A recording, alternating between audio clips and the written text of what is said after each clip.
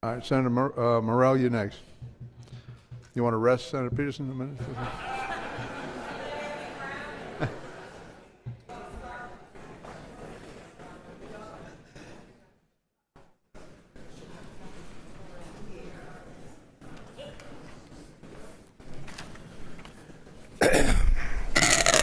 I rise in opposition to this bill. I'm sure many of you already know that, but I'm really coming down today because there is a line, a vein of rhetoric in this debate which I think is very disingenuous.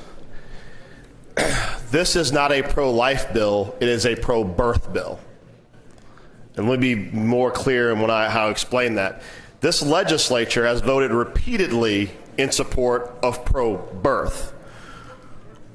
We, in this legislature, have failed. I'll give you a couple examples. We have failed to repeal or have significant debate on the death penalty. That is a pro-life stance.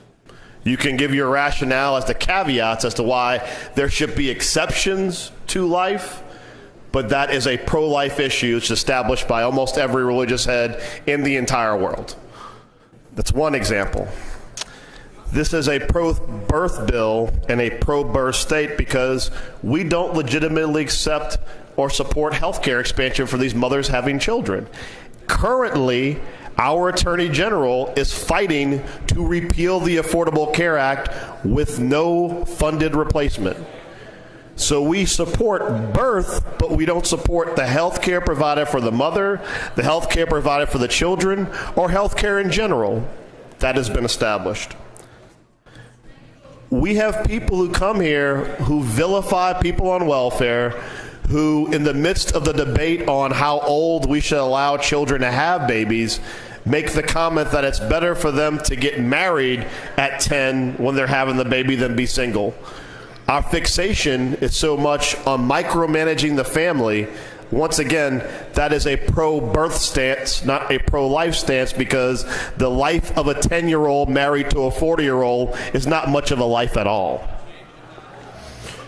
We are a pro-birth state because there are children currently languishing in foster care, and as a state we've established that we don't want non-traditional families adopting children. So you might have a non-traditional family, and by non-traditional I mean non-traditional by our state's definition, of 2 men or 2 women who desperately want to raise a child who's in foster care, who's getting limited services, limited support. But we have decided as a state we know better than them, so their lives are going to continue to be miserable in the foster care system because we put up hurdles each day to allow for same-sex couples to adopt children and provide loving homes. Pro-birth, not pro-life. I have really struggled through this debate because I think that people are more concerned with how they phrase things than simply saying where they're at.